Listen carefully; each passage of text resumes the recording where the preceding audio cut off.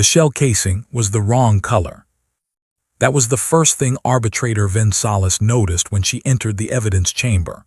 Not the crater reports, not the casualty manifests, not the 17 pages of formal protest filed by the Drain Collective. Just a small, spent cylinder of metal, no longer than her forearm, resting inside a containment field on a rotating plinth. Someone had retrieved it from the debris field and sent it here as documentation. It was the color of old blood, oxidized at the rim, and it was warm. The sensors said it had been cooling for 6 days. It was still warm. She stared at it for a long time before she realized her hands were clasped behind her back, a posture she associated with executions, not evidence review. The report underneath, it said the humans had agreed to stop using railguns. The report did not say what they had started using instead. 3 months earlier, the vote had passed with historic margins. 41 member species, 39 in favor, 1 abstention, the Murathi, who abstained from everything on principle, and 1 species that had no vote because the item under discussion was themselves. The human delegation sat in the curved lower tier of the grand convocation floor, which everyone understood was not an architectural accident. The seating arrangement in the convocation chamber had been established 400 years ago, before humanity's inclusion, and the lower tier was where junior members observed proceedings that concerned them without being permitted to formally obstruct the outcome. Protocol had never been updated. No one had thought it necessary. Ambassador Elena Vasquez did not appear bothered by this. She sat with her hands folded on the desk in front of her, her posture almost formally still, watching the vote tally climb. She had dark eyes that didn't move much. Several of the senior arbitrators had noted this in their personal logs, the way she watched without appearing to react. One had written, "The human representative gives the impression of someone who already knows how a story ends." He had meant it as a criticism. He was not certain now that it had been one. The railgun prohibition passed. The resolution text was precise, comprehensive, and the Council was proud of this, technically airtight. It prohibited the deployment of any magnetically accelerated kinetic projectile above 2.4 kilograms in mass and 1,800 meters per second in velocity within any system containing inhabited worlds, habitable bodies, or recognized territorial space. The physics had been calculated. The threshold had been set deliberately below the minimum specifications for any human railgun on record. They had done their homework. Vasquez requested the floor for a response. She was granted 45 seconds, which was the standard courtesy allotment for affected parties. She stood. She looked up at the chamber, all 41 species arranged in their ascending tiers, all their various optical organs pointed at her, and she said, "We acknowledge the resolution. We will comply with its terms. Thank you for your time." 39 seconds unused. She sat down. The chamber had expected anger or argument, or at minimum the lengthy formal objection the human legal team had been preparing for weeks. The legal team looked as surprised as anyone. One of the junior human attachés leaned toward a colleague and whispered something. The colleague whispered back. Neither of them looked at the ambassador. Vensalis, watching from the arbitration bench, felt the first cold thread of something she could not name. It would be 61 days before she understood what the thread was. It was warning. The Drain Collective's complaint arrived on day 44. The Drain were careful beings, methodical, architecturally minded, deeply invested in the orderly progression of cause and effect. Their homeworld was a place of vast geometric cities and meticulous bureaucratic tradition, and they applied the same geometry to conflict. They did not fight wars. They prosecuted them, step by logical step, resource by resource, until one party could demonstrate quantitative advantage and the other could acknowledge it cleanly. It was efficient. It was civilized. It was, the Drain had always believed, the correct approach to violence. They had been managing a border dispute with a small human colony fleet for 11 months. Nothing unusual, territorial pressure, competing resource surveys, the ordinary friction of an expanding species running into established claims. Standard procedure called for a negotiated survey boundary, enforced with deterrent vessel presence on both sides. The Drain had deployed 6 deterrent cruisers. The humans had deployed what looked like a cargo convoy. "They were hauling something," said Fleet Commander Dressenvaya, speaking to the arbitration panel via relay, his secondary throat sacs contracted with agitation. "Our scans read industrial fabrication equipment, heavy manufacturing. We assumed they were establishing a mining operation on one of the contested bodies, which would have constituted a territorial claim violation. We moved to interdict." Ven Salas looked up from her notes, and the human vessels responded with weapons fire. "No," said Dressenvaya, "they responded by stopping." A pause. They stopped their convoy. They deployed a debris anchor, a passive positioning device, no weapons signature, and they waited. "For how long?" 11 hours. The panel exchanged glances. What were they waiting for? Dressenvaya was quiet for a moment. When he spoke again, his voice had changed registers in a way that Ven Salas associated with genuine discomfort. Not professional discomfort, not strategic discomfort, but the particular tone of a being who had encountered something they genuinely could not fit into their existing understanding of the universe. "We don't know," he said. "They didn't answer our hails, they didn't move. They just waited, and then they began to build something." The fabrication equipment was real. That was the second mystery, and it was worse than the first, because it made sense and didn't make sense at the same time. The humans had genuinely unloaded heavy industrial equipment onto a small, unremarkable body in the contested zone, a dense little rock with almost no recoverable resources, the kind of place a Drain survey team would have marked negligible value and ignored for another century. It was strategically meaningless. There was nothing there worth having. They built a structure in 9 days. The Drain scanned it constantly. It was not a habitat, not a weapons emplacement, not a mining operation. It was, as best their engineers could determine, a large electromagnetic launcher, but one so far below the railgun prohibition threshold that it didn't even trigger the monitoring protocols the Council had established. The barrel length was extreme. The power generation was significant. But the payload capacity, by every calculation the Drain ran, was beneath the prohibited threshold by a comfortable margin. "We ran the numbers 16 times, Dressenvaya told the panel. "We brought in 2 independent engineering consultancies. Every analysis confirmed. What they built could not, under any physical law, produce a projectile in violation of Resolution 7741. "So what was the problem?" asked panel member Gorathixes, who had the clipped impatience of someone who processed complaints by volume rather than weight. Dressenvaya reached forward and transmitted a secondary file to the panel's displays. "They built 47 of them." The room was quiet. "At first we thought they were establishing some kind of mining array," he continued. 47 below-threshold launchers, if used for ore ejection, would be a legal if inefficient way to move material off a low-gravity body. Then we noticed the alignment. They weren't aimed at collection points. They weren't aimed at their own transport vessels. They were aimed at empty space. Ven Salas stared at her display. "We're in empty space." "That's what we couldn't determine. The vector calculations kept failing. The trajectories only made physical sense if you assumed." He stopped, clicked his secondary vocal structure once. "If you assumed multiple launch points were contributing to a single coordinated impact event at a target location approximately 8 light minutes away. 47 independent sub-threshold launchers, 8 light minutes." Ven Salas set down her stylus. She picked up the complaint file and went back to the beginning. She read it again from the start. She was looking for the moment where she had missed something.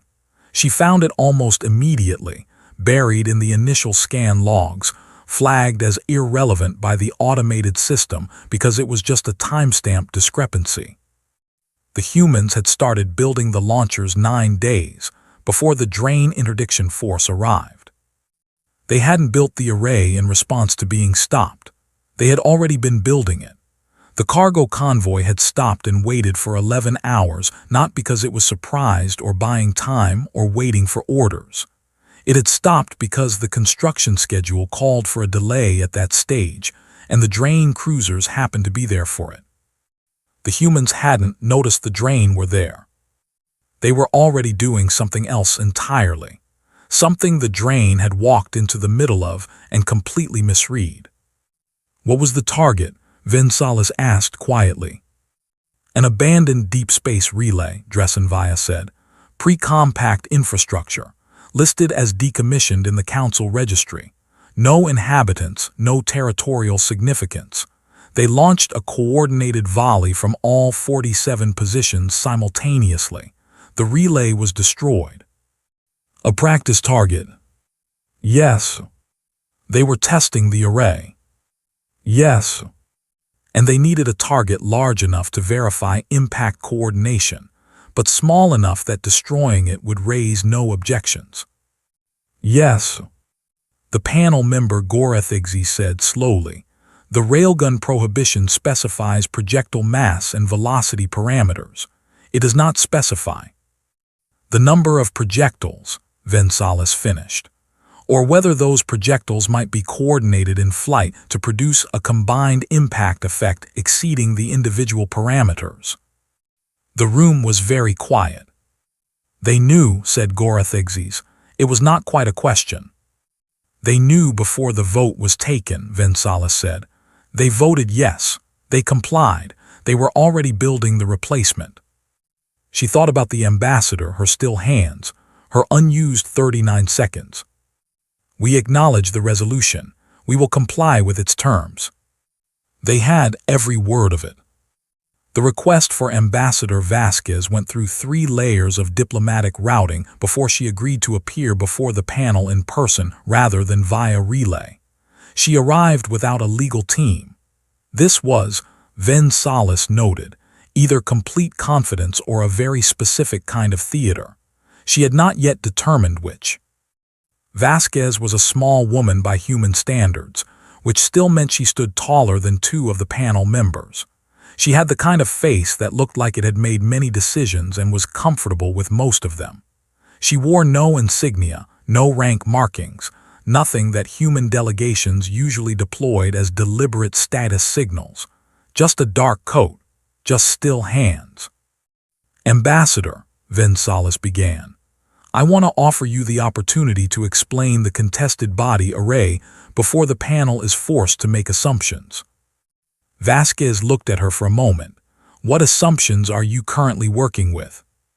That this was deliberate circumvention of Resolution 7741. Circumvention, Vasquez said, as if tasting the word. A projectile below the threshold was launched from each installation. Every installation was compliant. The array as a system is not addressed by the resolution. We are aware. Then what's the question? Vinsalis kept her voice carefully neutral. The question, Ambassador, is, what is the target? And there it was, the first visible crack, infinitesimally small in Vasquez's composure. Not fear, not guilt, something else. Something that Vinsalis would spend the next 70 days trying to correctly name. That information, Vasquez said, is a matter of human defense planning and is not subject to disclosure under current Council treaty frameworks. You're building a weapon you're not required to tell us about, using components you're not prohibited from using, pointed at a target you're not obligated to name. We're building an asterisk system asterisk, Vasquez said. That's different. Is it? The silence between them lasted long enough to become uncomfortable. Ambassador, Vinsalis said carefully, I am going to ask you something that is not in the formal record yet, and I would like an honest answer. Are you afraid of something? Vasquez looked at her, The dark, steady eyes, the hands that didn't move. "Arbitrator," she said, "we're always afraid of something. That's not the relevant question." "What is the relevant question?" Vasquez was quiet for 3 seconds. For a human, Ven Salas had learned, 3 seconds of silence was a very long time. "The relevant question," Vasquez said, "is whether you should be too." The discovery came 6 weeks later, and it did not come from the human delegation or the arbitration panel or any of the 17 monitoring agencies that had been filing increasingly urgent reports about human construction activity across 14 different star systems. It came from an archival researcher in the Council's own Deep History Documentation Department, a junior Murathi analyst named Sevas who had been running routine cross-references on decommissioned infrastructure logs and found something that made her stop her work for 2 hours before she told anyone. The abandoned relay the humans had destroyed as a test target was not, in fact, abandoned. It was listed as abandoned. It had been listed as abandoned for 31 years. But buried in the maintenance records, not deleted, not hidden, just never cross-referenced with current deployment databases because the registry categories hadn't been updated, were automated diagnostic pings, sent every 47 days, acknowledged by a system that should not have existed, sent to an address that should not have been active, using an encryption key that had been officially retired in the previous administrative cycle. Someone had been maintaining that relay. Someone had been using it. The encryption key, traced through 4 layers of legacy protocol, resolved to a source that Sevas stared at for a long time before she wrote it down. It resolved to the Drain Collective's classified strategic communication infrastructure. Ven Salas read the report in her office, very late, with the lights low the way she kept them when she needed to think without distractions. She read it twice. Then she pulled up the original complaint file, the one where the Drain had formally objected to the human array construction, the one where Fleet Commander Dressenvaya had said they couldn't determine what the target was. They had absolutely known what the target was. The Drain had used an abandoned Council relay as a covert communication node. The humans had found it. The humans had, without filing any complaint or notification or diplomatic communication, built 47 precision launchers, tested them on the node, destroyed it cleanly, and said nothing. They hadn't notified the Council that the Drain were running illegal covert communications through Council infrastructure. They hadn't filed a complaint. They hadn't made a diplomatic incident. They had simply removed the capability. And then the Drain had complained about them. Ven Salas sat very still for a long time. She thought about the ambassador's unused 39 seconds. She thought about what it meant to know something and choose not to say it. She thought about what it meant to retaliate without appearing to retaliate, to strike without appearing to strike, to win a confrontation that your opponent didn't know they were in. She pulled up every human construction project currently under monitoring. 14 systems, 42 separate installations, each one individually compliant, each one below every prohibition threshold on record, each one carefully separated from the others in every regulatory database. She started mapping the alignments. It took her 4 hours. When she finished, her hands were cold. The arrays didn't point at empty space, or at abandoned infrastructure, or at meaningless test targets. They pointed at each other, overlapping, interlocking, creating a fire geometry so complex that it had never resolved in any single monitoring system's analysis, because no single monitoring system was looking at all 14 systems simultaneously. Individually, each array was a legal installation. Together, they were something that had no name in the Council's existing weapons classification framework, because nothing like it had ever existed before. It wasn't a gun. It wasn't 47 guns. It was a single weapon that existed in no one place, that could not be destroyed by targeting any one component, that was already built and already aimed and had been for weeks. She needed to know the target. She spent another 2 hours on that. She almost didn't find it because she kept looking at inhabited systems, strategic choke points, high-value infrastructure. Everywhere that a weapon of this scale should have been aimed if the goal was conventional deterrence or threat projection. She kept searching until she finally widened the query to include everything in the geometric focal point of the array. There was nothing there. Empty space, a coordinate in the outer disk, well beyond any inhabited system, well beyond any infrastructure or territorial claim or surveyed resource. Just space. A specific location in space, notable only for being the calculated transit vector of a gravitational anomaly that the Council's deep survey teams had been monitoring for 11 years. A dark mass, designation DSMRF-7, no official threat rating, no official response plan, no official anything because 11 years of survey data had not conclusively determined whether it was a stellar remnant or something else. The human arrays had been aimed at DSMRF-7 since, before Resolution 7740, one was voted on. Vinsalis sat with that for a long time. They hadn't built the arrays because of the railgun ban. The railgun ban had happened during construction. They hadn't changed their plans. They had simply changed the hardware, shifted from direct mass driver technology to the distributed array system, worked around the prohibition without a day's delay, and kept building toward a target that no one else in the galaxy had formally acknowledged was a threat.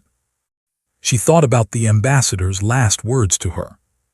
The relevant question is whether you should be too.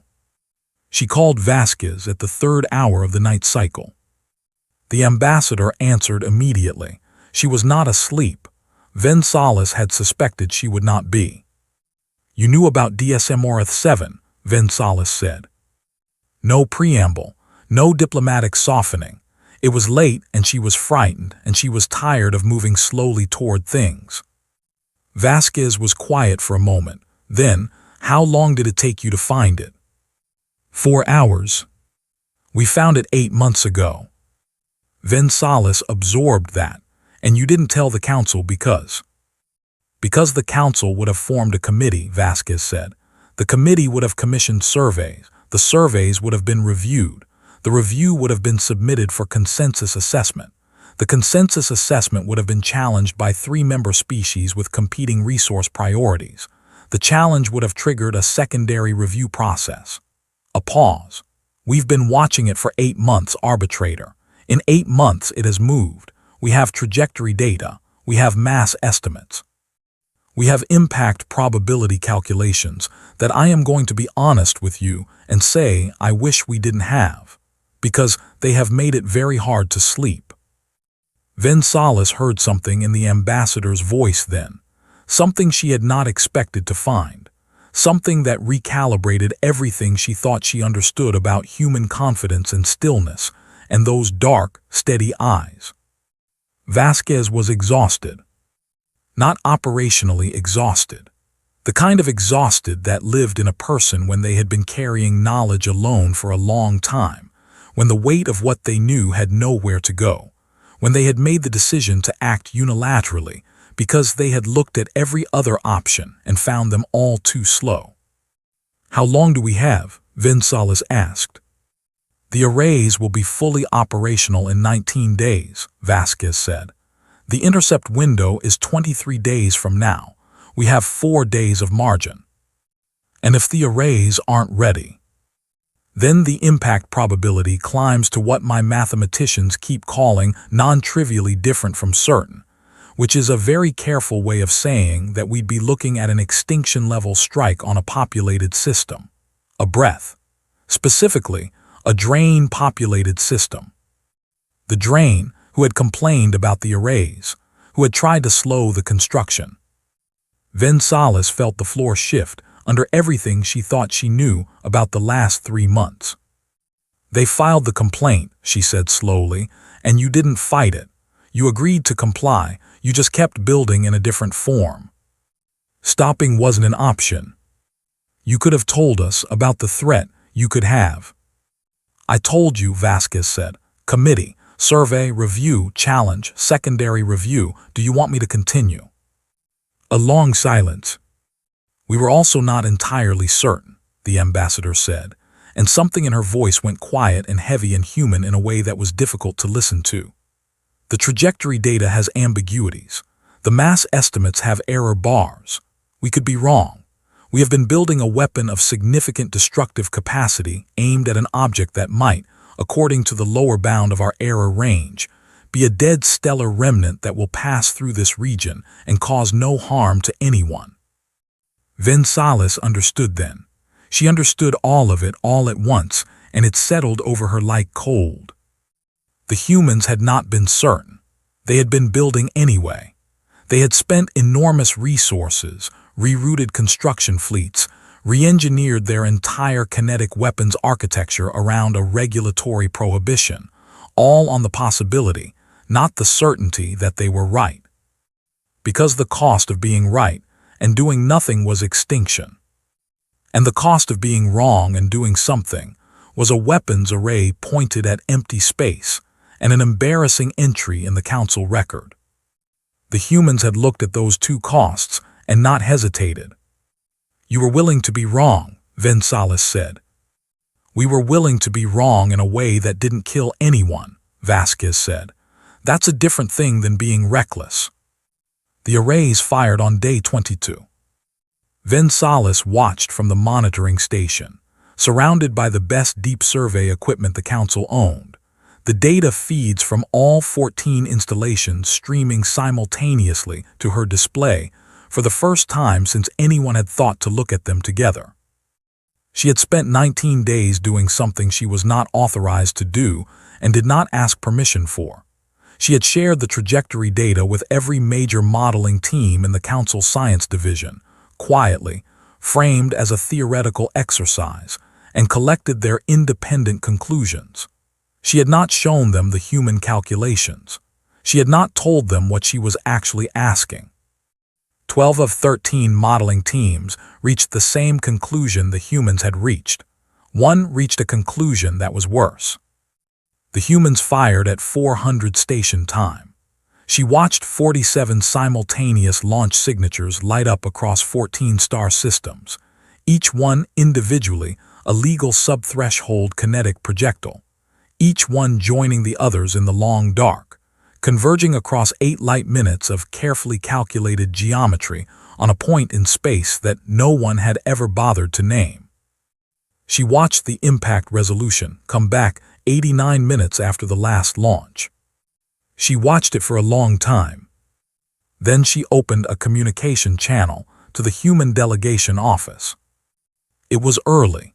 Vasquez answered anyway because apparently the ambassador had been watching too. You were right, Vinsalis said. A pause, not the pause of surprise. The pause of someone who had known and had held that knowledge in a particular way for a very long time and was only now allowed to set it down. We usually are, Vasquez said, about things that keep us up at night, a breath. That's not confidence, arbitrator, that's the problem. The formal council inquiry opened 14 days after the impact. The charge was circumvention of Resolution 7741. The evidence was comprehensive and uncontested. The humans had designed their array system to be technically compliant with the letter of the prohibition, while producing effects that the prohibition had been designed to prevent. Every element of the legal argument was correct. Vinsalis had reviewed it herself. She delivered her arbitration finding personally, which was unusual. Findings of this type were normally transmitted through administrative channels. She stood in the lower tier, the junior member tier, the observation tier, the tier that was not an architectural accident, and she looked up at 41 species in their ascending seats, and she thought about how the room was built, and who had built it, and what they had assumed when they built it.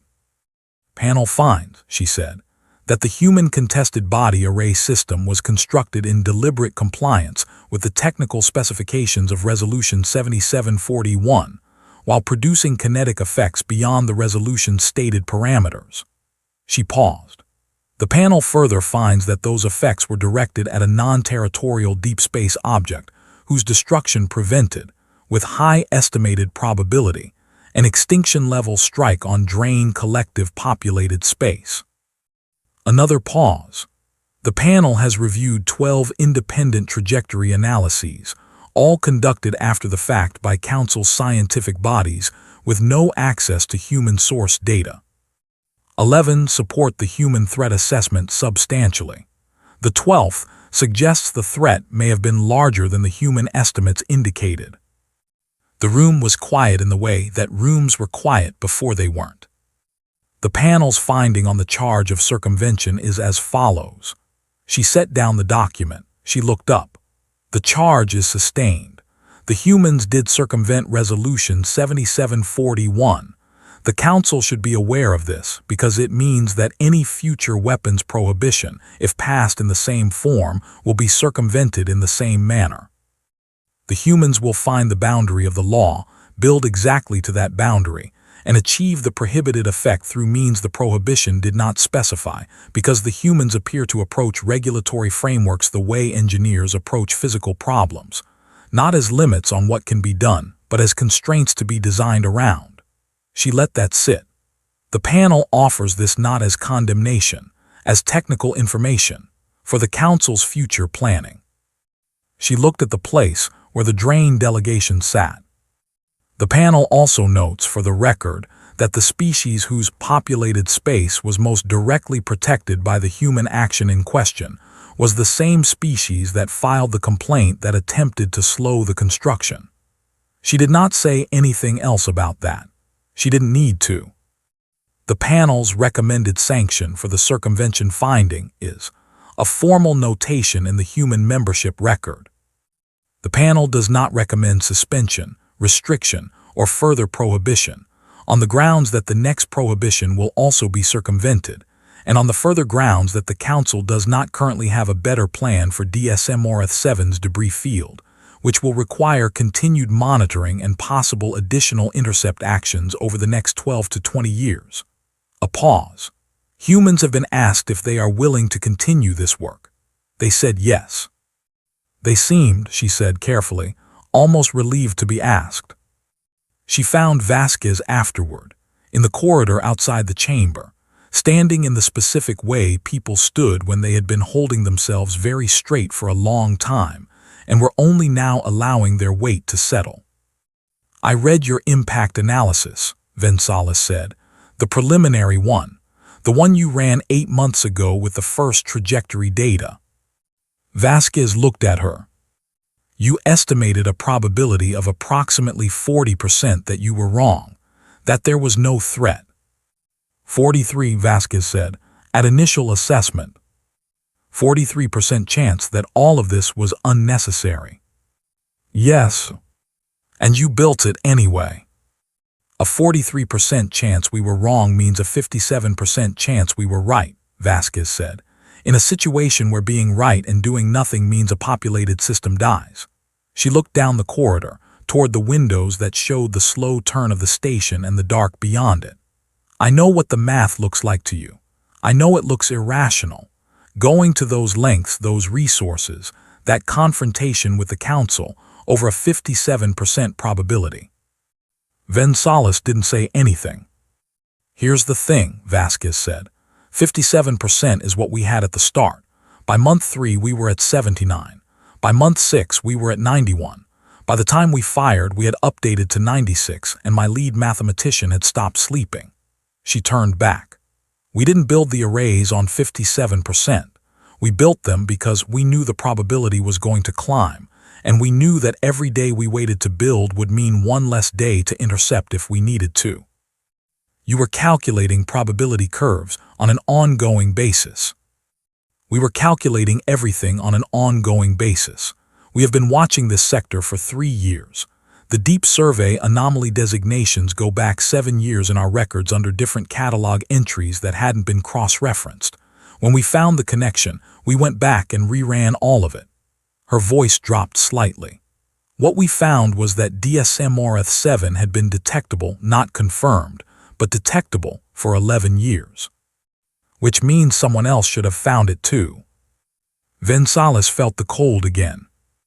You're saying the council had data. I'm saying the data existed. I'm saying it was in the registry.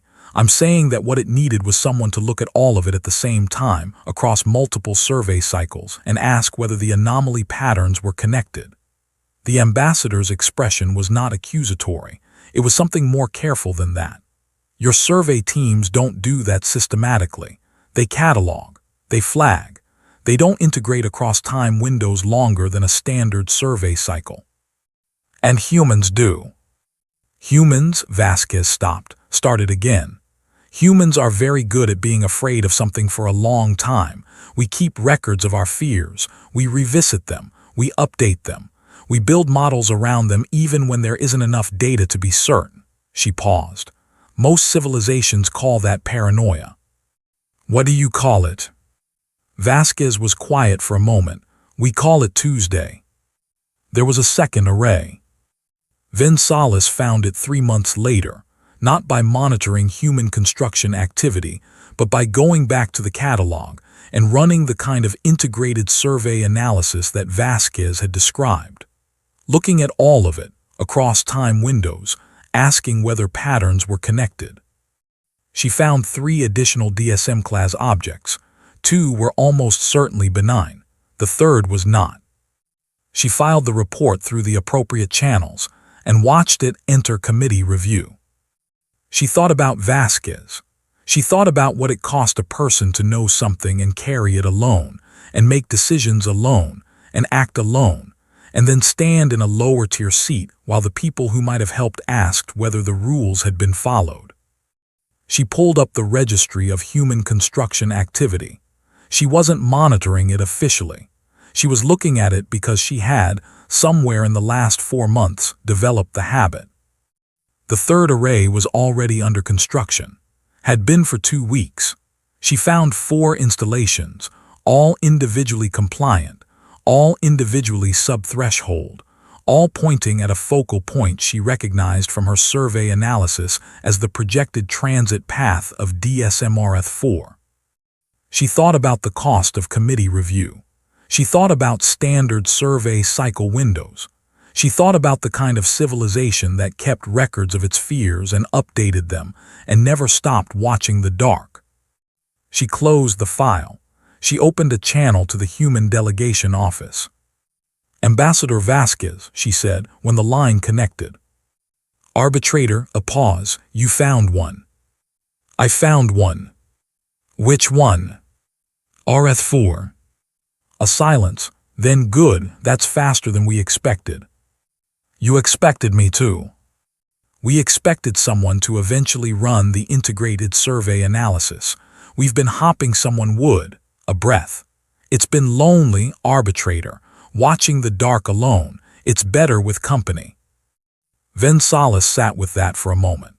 She thought about the empty feeling the chamber had at night when the council was not in session and the tiered seats were empty, and the junior member tier was just a place on the floor that no one had ever needed to redesign because it had never seemed important.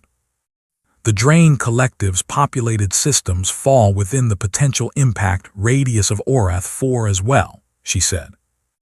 Yes, said Vasquez, they do. They'll object to the new array. They will. And you'll comply with whatever the council decides. We'll comply with the letter of whatever the council decides, Vasquez said, and she sounded tired and wry and deeply, permanently awake. We always do. Vinsalis drafted her recommendation to the Science Directorate that night. It was not a short document. It proposed a new cross-cycle survey integration protocol, a standing threat assessment body with rotating membership, a formal advisory role for human analysts in long-range catalog review, and most controversially, a mandatory integration period of 48 hours before any species filed formal complaint about human weapons construction activity, during which the complaint would be held, while an independent team reviewed the construction trajectory data. She knew it would face objections. She knew the drain would oppose the last provision specifically. She knew the committee process would take months. She filed it anyway. In the section marked rationale for urgency, she wrote a single sentence that she suspected would be quoted in council proceedings for decades to come, and that she had spent most of the night deciding whether to include. The humans are not the most advanced species in this council, nor the most powerful, nor the most numerous, and they were not the first to reach the stars, and they will not be the last to face the dark. But they are, as best I can determine, the only species that refuse to stop watching for things that might kill us all, even when watching cost them everything, even when we called it paranoia, even when we put them in the lower tier and told them to observe and not obstruct. And it would be a significant failure of institutional judgment to continue treating that quality as a violation of good order rather than as the only reason any of us are still here. She transmitted it at 300. She went to the window, she looked at the dark. She had always found space peaceful, the absence of sound, the vast and structured silence of it. She had never once, in 30 years of deep survey work, looked at that darkness and felt it looking back. She looked at it now. She thought about what it meant to watch something for a long time, to keep updating your fear, to never let yourself believe that absence of evidence was evidence of absence. She thought about the humans in their lower tier, their still hands, their unused 39 seconds, their arrays pointing at coordinates that no one else had thought to look at. She thought about what it cost them, and what they had never asked to be reimbursed for that cost, and how they had sat in the observation tier watching the vote pass and said thank you for your time and gone immediately back to building. The galaxy was very large and very old and very full of things that moved in the dark without announcing themselves, and the humans were very small and very tired and completely unwilling to look away. That was not strength exactly.